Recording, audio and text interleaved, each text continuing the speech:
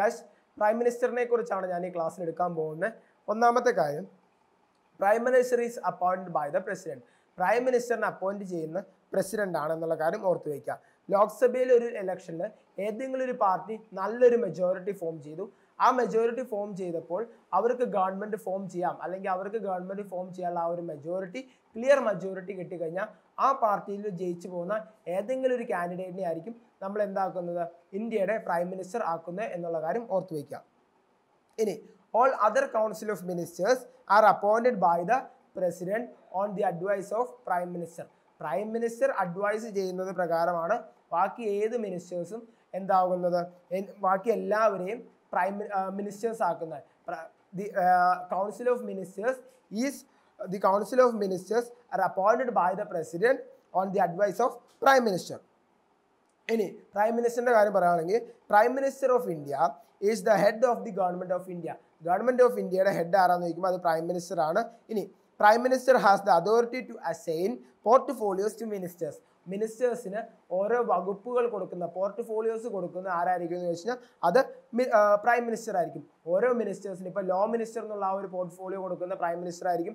Agriculture minister, HRD minister, human rights, അങ്ങനെയുള്ള എല്ലാ കാര്യങ്ങളും ആ ഓരോ വകുപ്പുകൾ കൊടുക്കുന്ന ആരായിരിക്കും എന്ന് ചോദിച്ചാൽ അത് പ്രൈം മിനിസ്റ്റർ ആയിരിക്കും. സോ മിനിസ്റ്റേഴ്സിന് പോർട്ട്ഫോളിയോസ് എന്ന് പറഞ്ഞ വകുപ്പുകളാണ്. ആ വകുപ്പുകൾ കൊടുക്കുന്ന ആരായിരിക്കുമ്പോൾ അത് പ്രൈം മിനിസ്റ്റർ ആയിരിക്കും.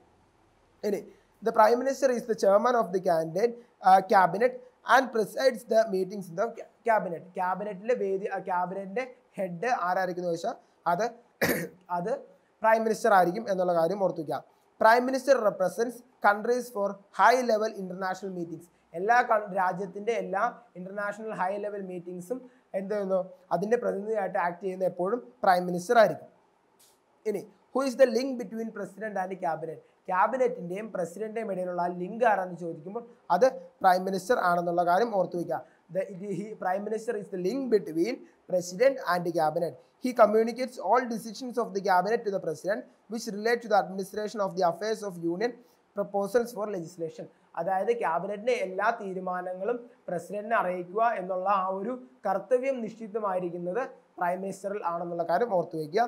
He communicates all decisions of the cabinet. ക്യാബിനറ്റിലെ എല്ലാ ഡിസിഷൻസും ആര് പറയുന്നു, പ്രൈം മിനിസ്റ്റർ പറയുന്നു ടു പ്രസിഡന്റ് എന്നുള്ള കാര്യം ഓർത്തു വയ്ക്കുക. ഇനി അടുത്ത prime minister is the head of nuclear command authority. ഇന്ത്യയിലെ ന്യൂക്ലിയർ കമാൻഡ് അതോറിറ്റിയുടെ ഹെഡ് ആരായിരിക്കും, പ്രൈം മിനിസ്റ്റർ ആയിരിക്കും. നീതി ആയോഗിന്റെ ഹെഡ് പ്രൈം മിനിസ്റ്റർ ആയിരിക്കും. നീതി ആയോഗിന്റെ full form national institute for transforming India, NITI, national institute for transforming India. അത് നേരത്തെ പ്ലാനിംഗ് കമ്മീഷൻ ആയിരുന്നു. അതിൻ്റെയൊക്കെ ഹെഡായിട്ട് വരുന്നത് പ്രൈം മിനിസ്റ്റർ ആയിരിക്കും. പിന്നെ അപ്പോയിൻമെന്റ് കമ്മിറ്റി ഓഫ് ക്യാബിനറ്റിന്റെ ഹെഡ് പ്രൈം മിനിസ്റ്റർ ആയിരിക്കും. Department of atomic energy, department of space and ministry of personnel, public grievances and pensions, അങ്ങനെയുള്ള എല്ലാ ഇതിന്റെയും ചെയർമാൻ ആയിട്ടായിരിക്കും ആക്ട് ചെയ്യുന്ന ഇന്ത്യൻ പ്രൈം മിനിസ്റ്റർ ആയിരിക്കും എന്നുള്ള കാര്യം ഓർത്തു വയ്ക്കുക. ഇനി ഇന്ത്യൻ പ്രൈം മിനിസ്റ്റർ ആവാനുള്ള എലിജിബിലിറ്റി എന്താണ്? ഒന്നാമത്തെ കാര്യമാണ് he must be citizen of India. രണ്ടാമത്തെ he must be from either Rajya Sabha or Lok Sabha. രാജ്യസഭയെന്നോ ലോക്സഭയെന്നോ ആവാം അദ്ദേഹത്തിന് എലക്ട് ചെയ്യുന്നത്. കാരണം ഇന്ദിരാഗാന്ധി ജയിച്ചു പോകുന്നത് രാജ്യസഭയിൽ നിന്നാണ്. ഇന്ദിരാഗാന്ധി പ്രൈം മിനിസ്റ്റർ ആയിരുന്നപ്പോൾ she was A member of Rajya Sabha, not Lok Sabha. So രാജ്യസഭയിൽ നിന്നാണ് എലക്ട് ചെയ്യുന്നതെങ്കിൽ 30 വയസ്സും, ലോക്സഭയിൽ നിന്നാണെങ്കിൽ 25 വയസ്സും പൂർത്തിയാക്കണം. സോ അതാണ് ഡിസ്ക്രിപ്ഷൻ. അതായത് രാജ്യസഭയിൽ നിന്നുള്ള ആളാണ് പ്രൈം മിനിസ്റ്റർ ആവാൻ പോകുന്നതെങ്കിൽ he should be qualified enough to from 30 years, 30 വയസ്സ് പൂർത്തിയായിരിക്കണം. ലോക്സഭയിൽ നിന്നാണെങ്കിൽ he shall be 25 years. Okay. ഇനി ഇമ്പോർട്ടൻ്റ് ആയുള്ള കുറച്ച് പ്രൈം മിനിസ്റ്റേഴ്സിൻ്റെയും അവരുടെ ഒരു ഇമ്പോർട്ടൻ്റ് ആയുള്ള കുറച്ച് കാര്യങ്ങളാണ് ഈ ക്ലാസ് ഇനി പറയാൻ പോകുന്നത്. ഒന്നാമത്തെ കാര്യം, longest serving Indian prime minister. Indian prime മിനിസ്റ്ററായിട്ട് ഏറ്റവും കൂടുതൽ കാലം ഇരുന്ന വ്യക്തി ജവഹർലാൽ നെഹ്റു ആണ് ഇന്ത്യയുടെ പ്രൈം മിനിസ്റ്ററായിട്ട് ഏറ്റവും കൂടുതൽ കാലം ഇരുന്നത്. ഇനി second longest serving Indian prime minister, ഏറ്റവും കൂടുതൽ കാലം ഇരുന്ന രണ്ടാമത്തെ വ്യക്തി ആരാണെന്ന് വെച്ചാൽ അത് ഡോക്ടർ മൻമോഹൻ സിംഗ് ആണ്. ഇനി ആദ്യമായിട്ട് ആക്ടിംഗ് പ്രൈം മിനിസ്റ്ററായിട്ട് 2 പ്രാവശ്യം ഇരുന്ന ആള്, 2 പ്രാവശ്യം ആക്ടിംഗ് പ്രൈം മിനിസ്റ്ററായിട്ട് ഇരുന്നത് ഗുൽസാരിലാൽ നന്ദയാണ് ആദ്യമായിട്ട് 2 പ്രാവശ്യം ആക്ടിംഗ് പ്രൈം മിനിസ്റ്റർ ആയിരുന്നത്. First woman prime minister who receives Bharat Ratna.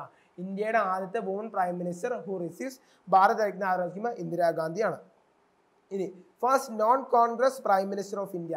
Prime minister of India ആദ്യത്തെ ഇന്ത്യയിലെ non Congress prime minister of India Morarji Desai ആണ്. Indian prime minister receives Pakistan highest civilian award. ഇന്ത്യയുടെ പ്രൈം മിനിസ്റ്റർ ആയിരുന്ന ഒരു വ്യക്തി പാകിസ്ഥാന്റെ ഏറ്റവും ഹയസ്റ്റ് സിവിലിയൻ അവാർഡ് കിട്ടിയത് ആരാണ്? അത് മൊറാർജി ദേശായി ആണ്. Morarji Desai was Indian prime minister when he receives Pakistan highest civilian award. പാകിസ്ഥാന്റെ ഹയസ്റ്റ് സിവിലിയൻ അവാർഡ് കിട്ടുന്ന ഒരേ ഒരു ഇന്ത്യൻ പ്രധാനമന്ത്രിയാണ് മൊറാർജി ദേശായി. ഇനി ഇന്ത്യയുടെ ഏറ്റവും യങ്ങസ്റ്റ് പ്രൈം മിനിസ്റ്റർ അത് രാജീവ് ഗാന്ധിയാണ്. First prime minister from south India, അടുത്ത ചോദ്യമാണ്. First prime minister from south India അത് PV നരസിംഹ റാവു. ഇനി first prime minister of India who is a member of Rajya Sabha. First prime minister of India who as a member of Rajya Sabha. രാജ്യസഭയുടെ ആദ്യത്തെ prime minister ആരാന്ന് ചോദിക്കുമ്പോൾ HD Deve Gowda. HD Deve Gowda ആയിരുന്നു ആദ്യമായിട്ട് രാജ്യസഭയിൽ നിന്ന് എലക്ട് ചെയ്യപ്പെട്ട ഇന്ത്യൻ പ്രധാനമന്ത്രി എന്നുള്ള കാര്യം ഓർത്തു വയ്ക്കുക. ഇനി അടുത്താണ് നമ്മൾ കൗൺസിൽ ഓഫ് മിനിസ്റ്റേഴ്സിനെ കുറിച്ചാണ് പറയാൻ പോകുന്നത്. Council of ministers, 2 articles, article 74 and 75 of Indian constitution deals with council of ministers. Council of മിനിസ്റ്റേഴ്സിന്റെ കാര്യങ്ങളും അവരുടെ ഫംഗ്ഷൻസ് ഒക്കെ പറയുന്നത് ആർട്ടിക്കിൾ 74 75 ആണെന്നുള്ള കാര്യം ഓർത്തു വയ്ക്കുക. ഇനി Article 74 mentions that the council will be headed by the Prime Minister of India and will comes with the aid and advice of President.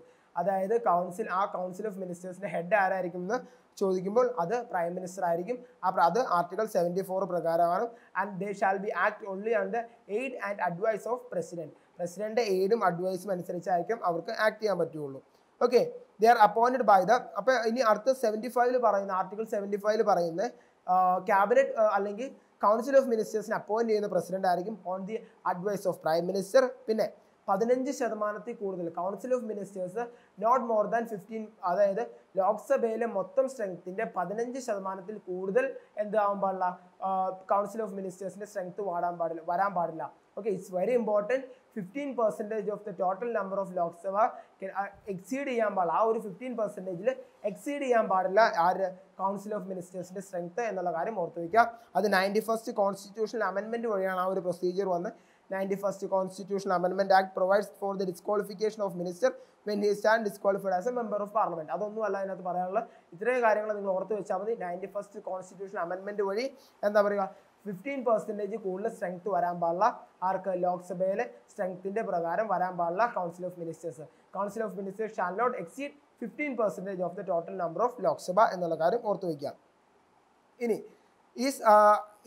Council of ministers advice is binding on president. Council of മിനിസ്റ്റേഴ്സിന്റെ advice പ്രസിഡന്റിന് binding ആണോ? Yes, the advice is binding on the president as the provision was introduced by 42nd Amendment Act. 42ാമത്തെ ഭരണഘടനാ ഭേദഗതി അനുസരിച്ച് president കുറച്ചൊക്കെ binding ആണ്. Council of ministers പറയുന്ന കാര്യങ്ങളിൽ കുറച്ചൊക്കെ അദ്ദേഹത്തിന് റെസ്പോൺസിബിലിറ്റി ഉണ്ട് എന്നുള്ള കാര്യം ഓർത്തു വയ്ക്കുക. ഇനി വേറൊരു ടേമാണ് ആർട്ടിക്കിൾ 75 ക്ലോസ് 3 പറയുന്ന ഒരു കാര്യമാണ് council of ministers shall be collectively responsible to Lok Sabha. എന്താണ് collective responsibility? Article 75 clause 3 collective റെസ്പോൺസിബിലിറ്റിനെ കുറിച്ച് പറയുന്നത്. ആർട്ടിക്കിൾ 75 ക്ലോസ് 3 പറയുന്നത് the council of ministers shall be collectively responsible to house of people അല്ലെങ്കിൽ ലോക്സഭ എന്നാണ് പറയുന്നത്. അതെന്താണെന്ന് വെച്ച് കഴിഞ്ഞാൽ വൺസ്, അതായത് ലോക്സഭയിലുള്ള ബാക്കി മെമ്പേഴ്സിനോട് അവർ വിശ്വസ്തതപൂർവ്വം നീതിപൂർവ്വം പെരുമാറണം. കാരണം അവരവരുടെ സപ്പോർട്ട് പിൻവലിച്ചു കഴിഞ്ഞ് കഴിഞ്ഞാൽ, ഈ ബാക്കിയുള്ള ലോക്സഭാ മെമ്പേഴ്സ് അവരുടെ സപ്പോർട്ട് പിൻവലിച്ചു കഴിഞ്ഞ് കഴിഞ്ഞാൽ they cannot form A government. അവർക്ക് എന്ത് ചെയ്യുന്നു, ആ വിശ്വാസത്തെ ചോദ്യം ചെയ്യപ്പെടുന്നു. അങ്ങനെ കൗൺസിൽ ഓഫ് മിനിസ്റ്റേഴ്സ് രാജിവെക്കേണ്ടി വരും. സോ അവർക്ക് എന്താണ്, അവരെ ആക്ട് ചെയ്യാൻ പറ്റില്ല. അവർക്ക് പ്രൈം മിനിസ്റ്റേഴ്സ് ഒക്കെ അതായിട്ട് ആക്ട് ചെയ്യാൻ പറ്റില്ല. സോ എന്താണ്, അങ്ങനെ ഉള്ളത് കൊണ്ട്